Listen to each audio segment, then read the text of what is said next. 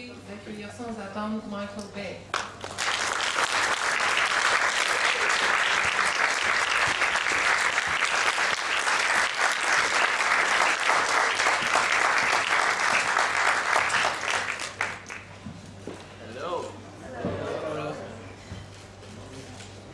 Allez-y, madame et puis monsieur.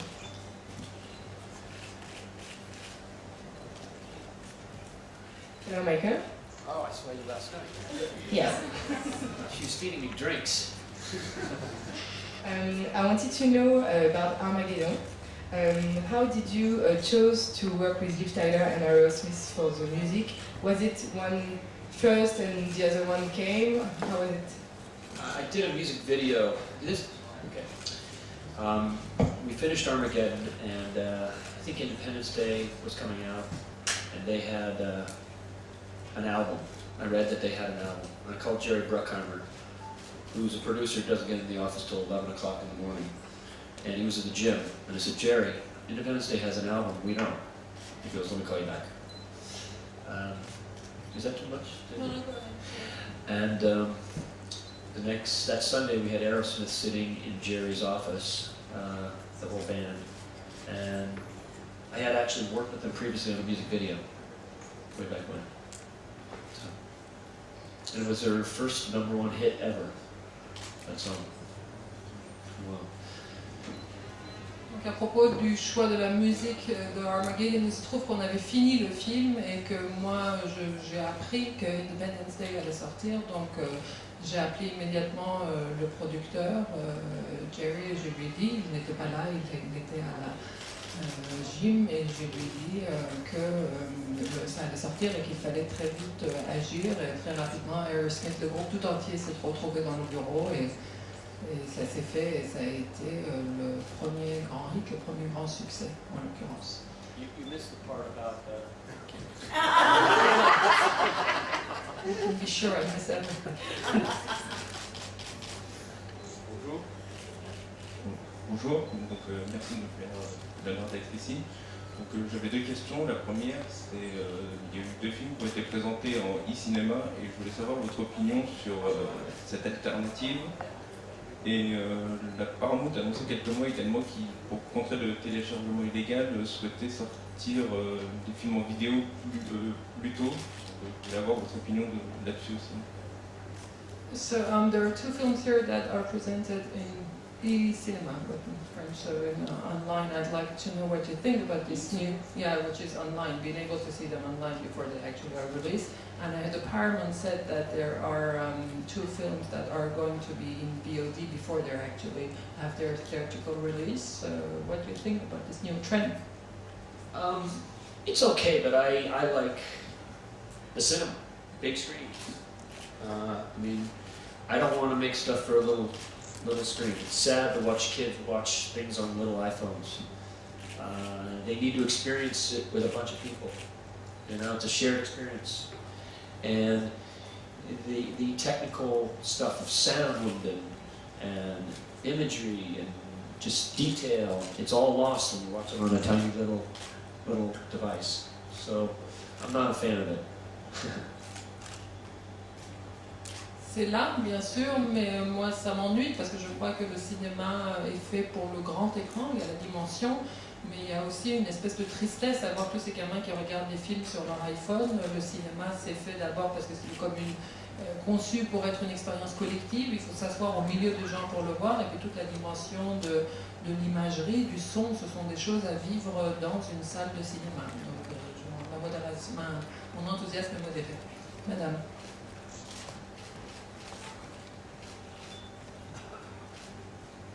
Bonjour, je me demandais si, même pour Michael Bay, qui est un énorme producteur, de produire des films aujourd'hui à Hollywood est plus difficile qu'on va dire il y a une quinzaine d'années. Est-ce qu'il a senti l'effet de la crise, même lui? Do you feel what we feel here in Europe or independent cinema in Hollywood too? Has it become harder and harder to make films and to fund films? Yes, I'm someone who has made Paramount Pictures billions of dollars, and my last movie that I just completed called 13 Hours, I had to beg for $10 million more. Beg, literally beg, as they were hanging my name on a street sign on Paramount Boulevard, and I was in the executive's office, and they were hanging my name, I guess because I made up so much money. And it's hard to make movies. It's studios right now. Are you catching this? Studios right now, they either want to make very small movies, or they want to make very large movies. The middle movies are all going away, and it's really sad. Oh que oui, moi je peux vous dire que j'ai fait un certain nombre de films pour la Paramount avec des budgets phénoménaux dont les zéros ne se comptaient plus, et là pour le dernier film, 13 Hours, que je viens de terminer, il a vraiment fallu que je mendie une marge supplémentaire de $10 millions sur le budget. Et ce qui était drôle, c'est qu'au moment où j'étais en train d'essayer de les convaincre d'obtenir cette rallonge, j'étais dans le bureau du producteur et par la fenêtre on voyait qu'ils étaient en train d'accrocher mon nom sur Hollywood Boulevard. Donc je suppose que s'ils accrochaient mon nom, c'est parce que je leur ai permis d'engranger beaucoup d'argent, et pourtant ils sont très réticents dans le financement des films. En fait, il se passe un peu ce qui se passe partout, c'est qu'il y a de la place pour de tout petits films à petit budget et pour des très gros films à très gros budget. Et entre les deux, les films du milieu ont beaucoup de mal à être financés. Monsieur.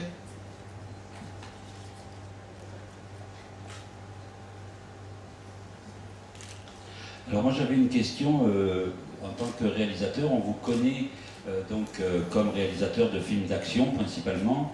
Ce nouveau film que vous avez fait, donc je ne sais pas encore de quoi il s'agit, mais est-ce que justement d'avoir réalisé beaucoup de films d'action comme ça, ce sont vos expériences de début, vos apprentissages avec George Lucas, tout ça qui vous a fait que vous avez continué tout cela, vos références avec Spielberg, et donc est-ce que vous n'auriez pas envie aujourd'hui de faire un film plus sage, disons, ou est-ce que peut-être que vous nous réservez ça pour plus tard? I would be interested to know, as we know you're here for the action movies that you've made, I would like to know how you started in this field. Was it the experience that you had, this experience, and why did you choose this field more than others, and would you be interested now to make something quieter? Yeah, absolutely. Well, I love comedies. I mean, there's a lot of comedy in my movies. Granted, studios keep wanting me to do action movies. There's lots of different types of movies I like. I really love thrillers. I mean, I think my movie, 13 Hours, is more of a thriller. It has action, but it's much more of a thriller. So I'm entering the second half of my career, and I've got a lot more movies to make. Different. La route est encore longue, je crois que j'entame maintenant le deuxième volet de ma carrière. Il se trouve que mon goût me porte beaucoup vers la comédie, par exemple. J'aime beaucoup les comédies, mais il se trouve qu'on vous fait faire ce dans quoi on vous a déjà vu. Donc les studios me proposent de faire encore des films d'action. Cela dit, je dois dire que j'aime beaucoup le thriller, et le dernier film dont je viens de parler, justement, 13 Hours, est plutôt un thriller, même s'il y a de l'action dedans, mais du point de vue du genre, il est un peu différent, et j'espère que ça sera le propre de tous les films que je commence à faire à partir de maintenant. Allez-y, madame. Bonjour. Spielberg a dit de vous que vous êtes le meilleur œil d'Hollywood.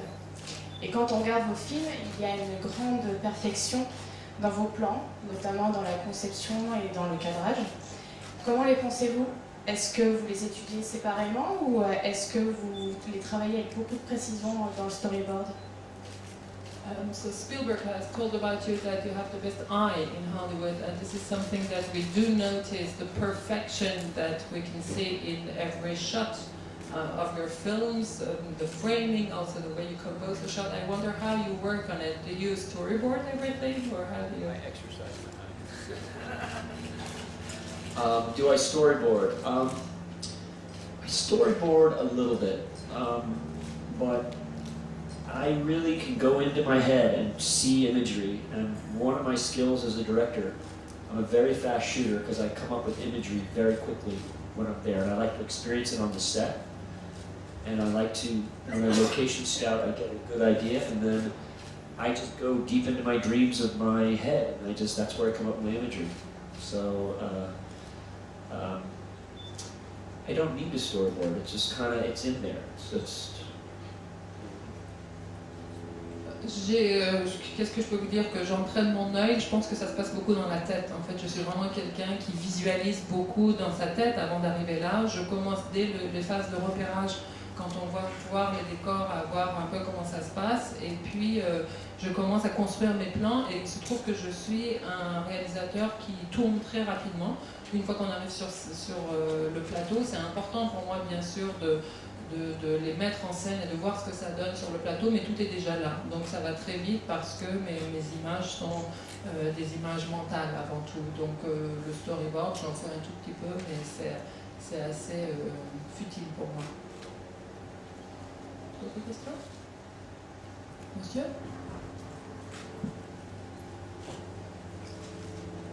Bonjour, thank you for coming. Je voudrais savoir, vous travaillez énormément le montage de vos films. Je voulais savoir si le montage était une deuxième étape de réalisation, en fait, si le film subissait un deuxième traitement au niveau de la mise en scène. Merci. So what you said about your imagery that is already there before you go and shoot, how about editing? Would you say that editing for you is a way of writing a second time the film? Is it also part of the first? Yeah, I mean, you know, the day I'm shooting, I kind of know how I'm going to cut it. I know what I need. That's why I'm very efficient with, like, okay, we're here, we're here, we're here. Some directors shoot masters over and over and over, and it's just a waste of time, you know, because you only use that much of it. So I'm editing as I'm shooting, and I kind of have pre-envisioned it before I get there. But editing is also great to change an actor's performance, to find nuances, and actors always add beautiful things that you never thought of, and you can change the emotions, and you can play with the audience's head through editing. Il se trouve que là aussi c'est quelque chose de très mental, c'est-à-dire que je suis finalement très efficace en termes de tournage, puisque je ne fais pas partie de ces réalisateurs qui tournent et tournent et tournent des heures pour en utiliser quelques minutes. Moi, dans ma tête, non seulement je sais déjà à quoi ressemblera le plan, mais je sais où je couperai et comment se fera le montage. Donc le montage aussi est déjà dans ma tête quand j'arrive là, et je vais droit au but, et je connais l'enchaînement des plans au préalable. Cela dit, j'utilise aussi ce que le montage peut avoir de très bénéfique dans le fait, par exemple, d'incorporer les cadeaux que vous font les acteurs. Parfois, ils vous donnent des nuances auxquelles vous n'aviez pas pensé et qui peuvent changer la façon dont vous racontez l'histoire. Ça peut changer la façon dont vous jouez avec les émotions et la perception du public. Donc ça, il faut aussi en faire bon usage. Monsieur.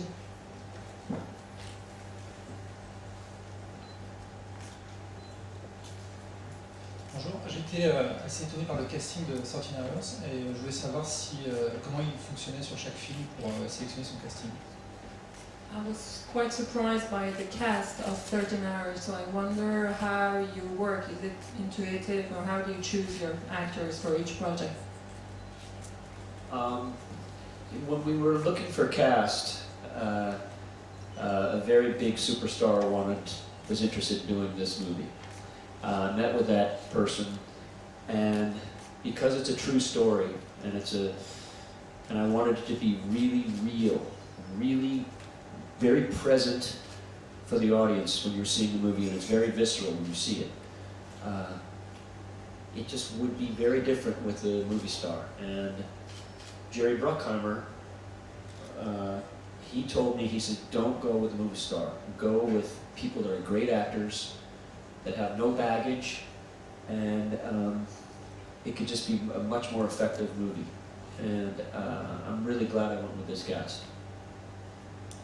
Il se trouve en l'occurrence que quand on a commencé à réfléchir au casting de ce film, on avait une grosse star qui était très intéressée par ce film, qui avait envie de jouer dedans. Je l'ai rencontré, mais très vite je me suis rendu compte que parce que c'était une histoire vraie, il fallait que ce soit quelque chose de très réel, de très crédible, et que le public puisse vraiment croire à cette histoire de façon viscérale et immédiate. Et donc je me suis demandé quel type d'acteur conviendrait, et c'est Jerry, mon producteur, qui là m'a dit il vaut mieux travailler avec un très bon acteur, mais un acteur qui n'ait pas tout cet arrière-plan, tout ce bagage qui fera que les spectateurs auront du mal à le prendre au premier degré, en fait. Et donc, je suis très heureux d'avoir suivi son conseil. Madame? In 13 hours, does the film address the so-called stand-down order at all, and do you have any political objective releasing it in an election year? No political objective. It does deal with the stand-down order, but I show both sides of the story. You know, I've met with the CIA in this movie, and I show the whole situation. That you don't hear it in the talking points on the news. So this is a much more in-depth look of exactly what's going on inside that CIA base. So it shows it from both sides.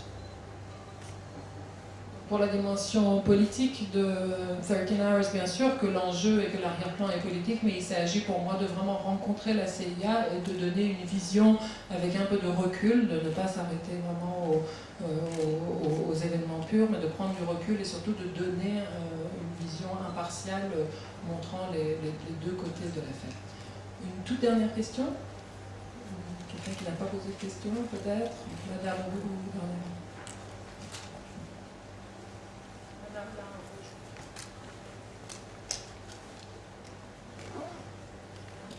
J'ai un peu triché, j'ai déjà posé une question. Mais on va faire comme si. Vous disiez tout à l'heure que voir des films qui sont conçus pour le grand écran sur un petit écran vous faisait de la peine. Est-ce que, par contre, on pourrait imaginer que, comme certains grands réalisateurs l'ont fait, vous seriez prêt à réaliser directement dans un format qui serait diffusé sur le petit écran? Des séries prestigieuses font parfois appel à de très grands réalisateurs pour un épisode ou deux. Est-ce que vous seriez prêt à faire ce genre d'exercice? So you said that you found it was sad to see kids watching films that are designed for the large screen on a phone, but how about TV? Now there are great directors who work for TV, and what do you think of this medium? Listen, I produce TV. I've got the show Black Sails and The Last Ship, and I love TV. Cable TV is fantastic because you can get very in depth into the characters, and you could really explore characters in TV, but it's still TV. I mean, if I can have a 75-foot movie screen to make imagery for, I mean, how great is that?